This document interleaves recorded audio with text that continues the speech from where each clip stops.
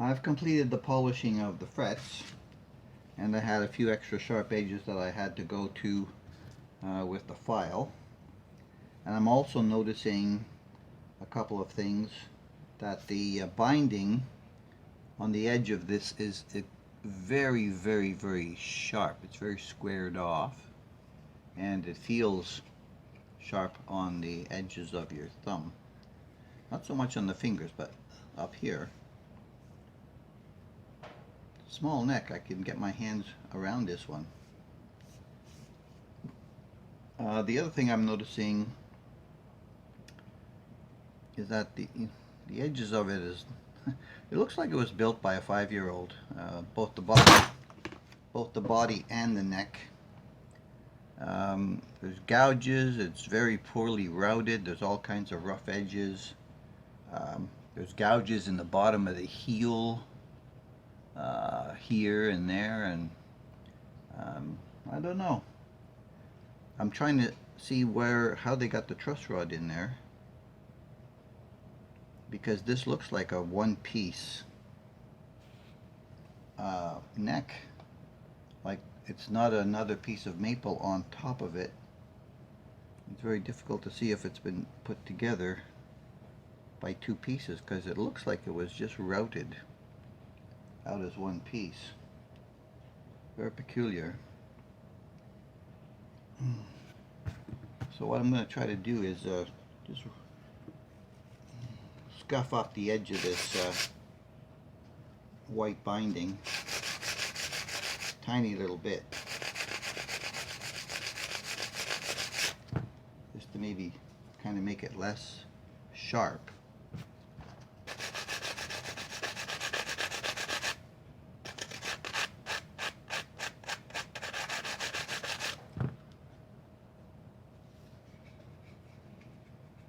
It's helping.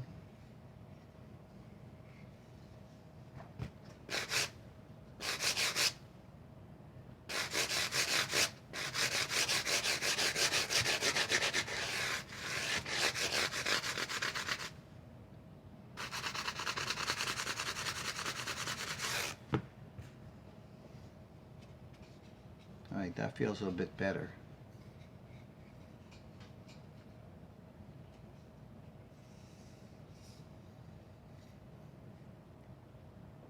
I'm still feeling the fret ends quite a lot along here.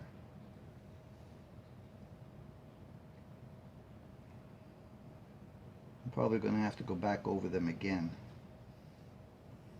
And the other thing I noticed when I took the tape off is that there's cracks in the middle here of the poly. In the middle of the fretboard, there's cracks in the poly. I don't know if I can get that on the camera. Yeah, right there. You just see that crack there, and then there's another one here. And there's a tiny little piece, not just a crack, but there's a tiny little speck of poly which is missing in there. And I think I'm gonna try one of two things, either the super glue or the resin, to try to fill in that little gap. See if it'll stop it from coming up anymore.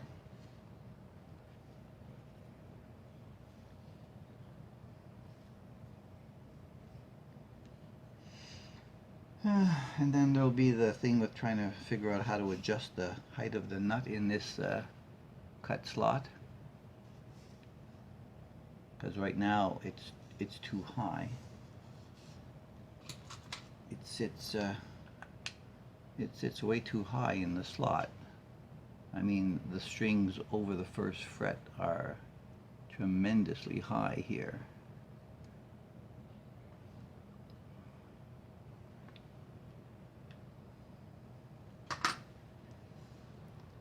So since it's my first time working with a guitar of this type and a neck like this, it's a little bit of trial and terror for me to figure out how to do certain things. I'm probably going to have to clean up all of this gougey. There's a lot of gougey stuff right here too. on the end of this neck. On the body, I'll show you later that the pocket that it sits in, the poly's coming up over the lip at the front end, and it's not going to allow the neck to sit flat in the pocket. So once I clean all that stuff up, I'm not really sure how it's going to go. I probably may need to shim it somehow, some way.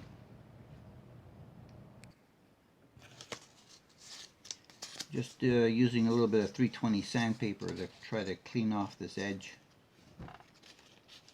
Take off all the burrs, smooth it off, so I'll get a nice smooth fit in the pocket, whatever the fit is in the end. At least that won't be one of the obstacles.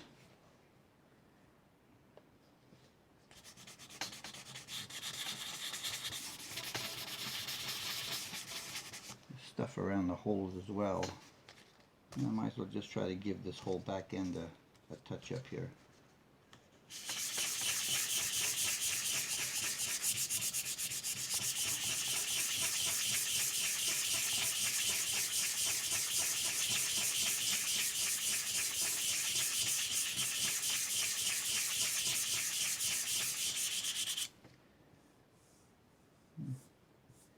Lets me see what the poly is like as well. Nobody sees this once it's installed.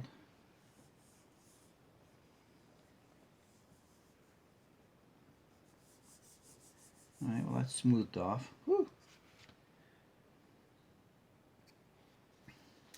I removed the tuners, and as I was inspecting the back of the headstock, I noticed that there's labels printed in there. I don't know if we can see it. Oh yeah, you can just kind of like see it here. There's some labels in each one of the area around the top of the hole. And I notice this is L1, L4. It's sort of it's mirror image. And I looked at the pegs and I go, oh yeah, look, each one of these is marked X, L1, R1, R4. So that was the impression made by these labels, and there's two L1s, two R1s, then an L4 and an R4, which are two odd ones. Now I don't see any difference as far as I can tell.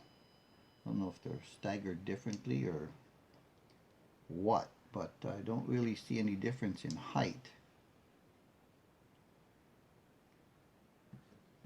between these things.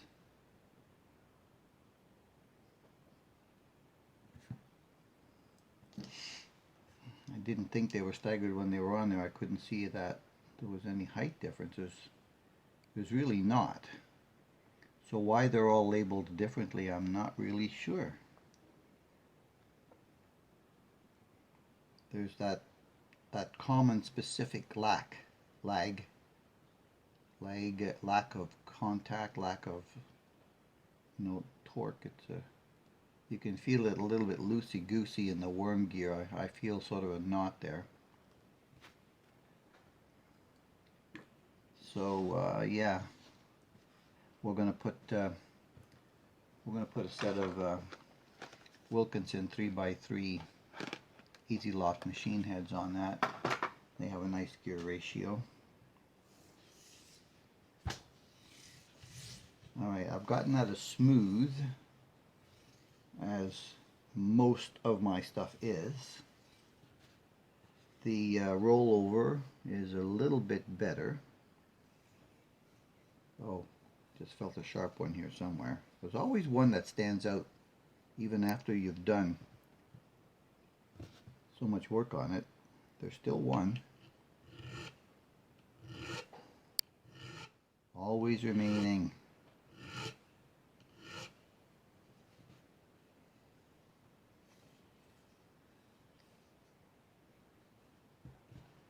Sometimes two.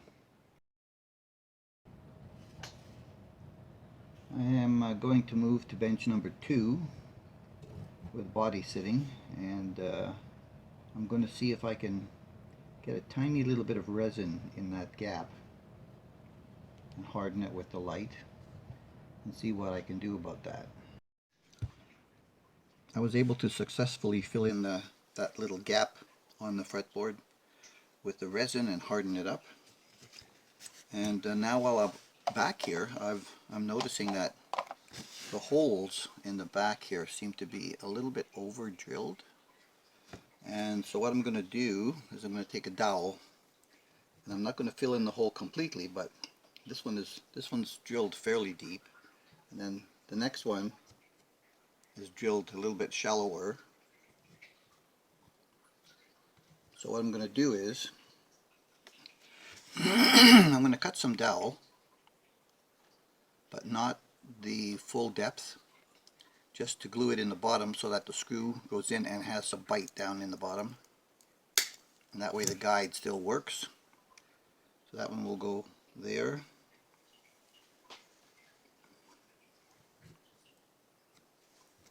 I need a little bit less for that one.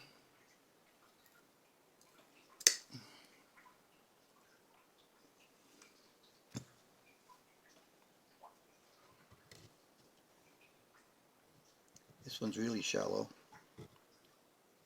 Oh, these ones at the heel are quite more shallow than the other ones at the top.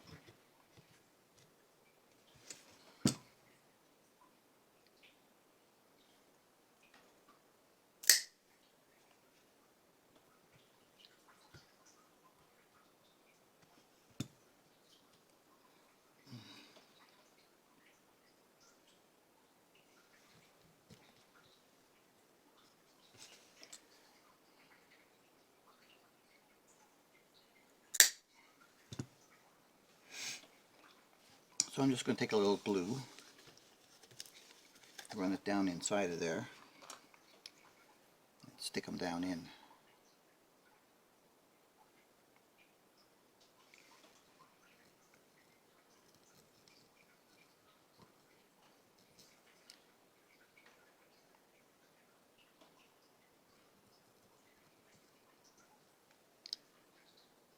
So by the time I'm ready to remount this, yeah, it should be fine. And those screws will have more meat to bite into.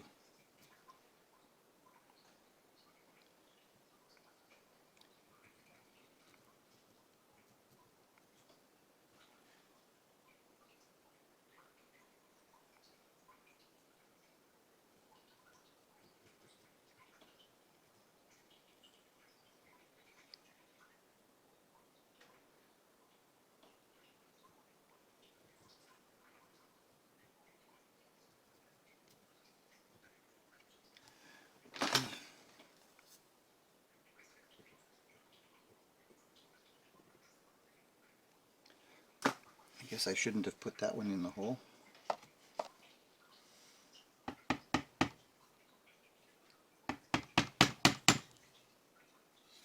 Oop.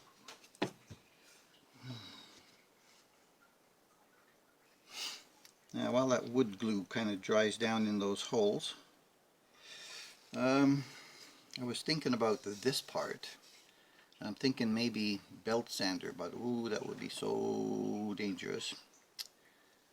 The poly on the headstock is also quite swirled up. I'm going to try the compound first on both here and the body. The body's quite badly swirled.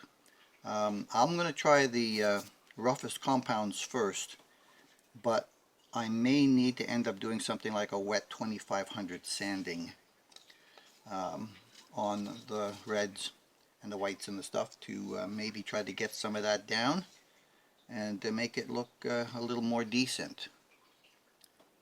I'm going to go to my belt sander and see what that looks like across there.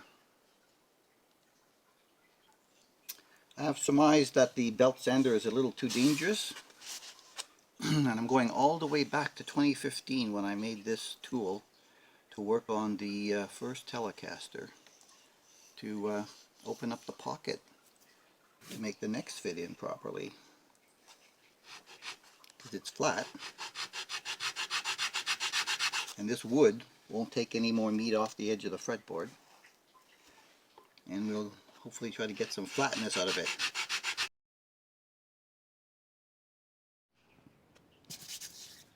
I've got it down below the line by a little bit. I'm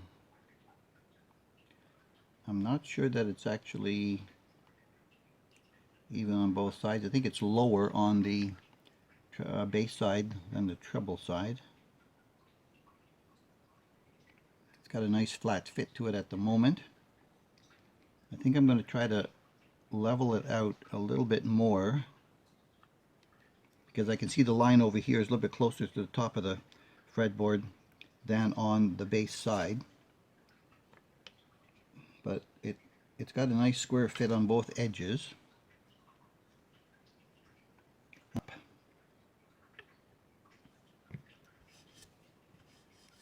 It's going pretty good with these tools and a file where I need to get a little bit more stuff out of it.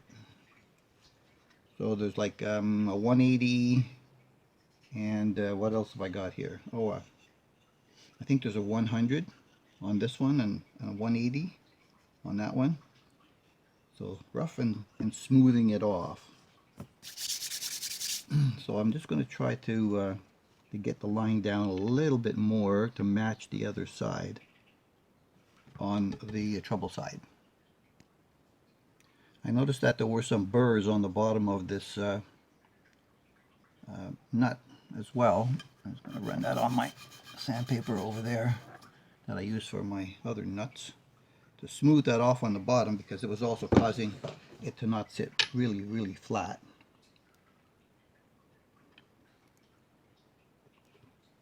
Okay, I've got a little bit of a lip there, and I think if I take that off with the file, I think it's pretty much the binding on the edge there.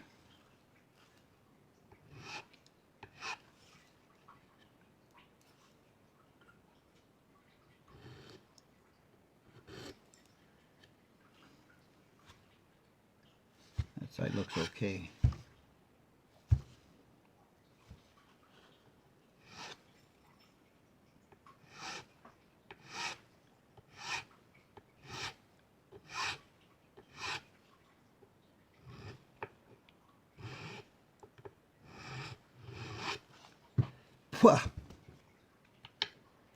This is what we call trial and terror.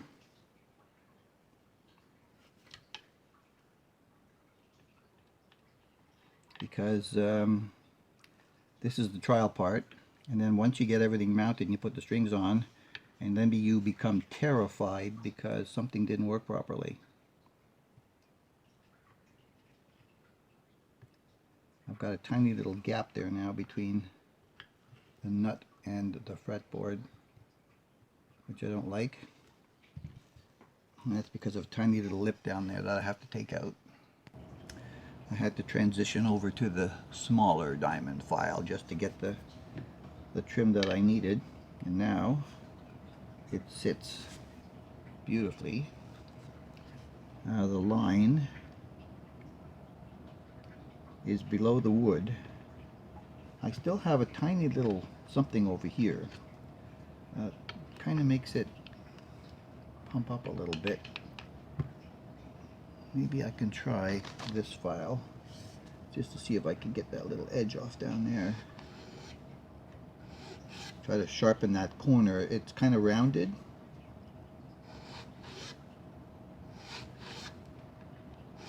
And it causes the front edge to kind of flip up. Okay, that did it. The holes are almost centered now. Taking a little bit of meat off of there as well. Likely not enough to screw up with the intonation. So those screws are just off a tiny little bit now. I wonder where those screws are. I would like to maybe try them. I think they might be back at the other bench. Yeah, they must be. They must be at the other bench. I want to see what they sit like. Maybe I won't have to fill the hole. I found them. I think these are the ones. I'm not exactly sure though. Yeah, I think those are the ones. They go right down in there.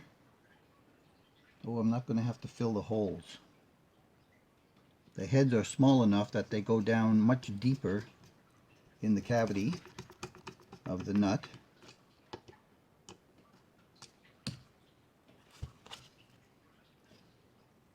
And they sit right in there, really nice. Nice and deep. And I guess that has to happen because the other ones go in on top and they lock down the nut. I should say they lock down the strings. Okay, that's good. Right, I'm not going to leave that on there because I want to polish this headstock. So that's one little bit of work I won't have to do. I really should find a little bag to keep these things together. Here we go. Now that seemingly is a little bit better than it was. They should sit lower. If it's too low, I can shim it up. If it's still too high over the first fret, I'm going to suffer with playability. And I may have to, that's why I'm going to set it up with the Orphe strings. To begin with, if I have to do any more work on that, I will disassemble and take a little bit more off before I put the Dario strings on it. These pickups came with these screws that go down into the body, and there's not much body behind where these things go, where you might screw them out the back. These pickups, I mean, they look nice. They're zebras from the top. Got those sponge things, no springs, right? And you got to screw really hard to kind of get these to adjust where you want them to. I mean, that stuff works a lot of the time, but it puts an awful lot of tension on the screws when they're not the spring type.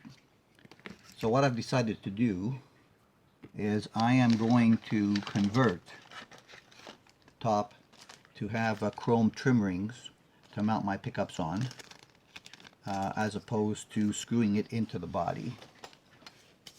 That's another little mod I'm going to do. So let me see what I can do with some compound and see if I can get those swirls out of there. And I may also try a little bit on the body as well off camera.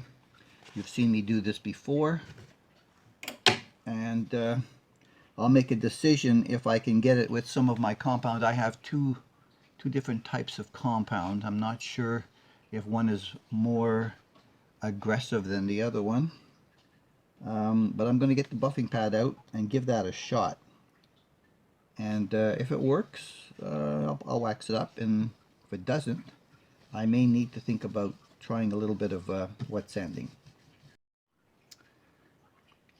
I did the headstock by hand, and it turned out pretty good. There wasn't as deep swirls on it as there were on the body.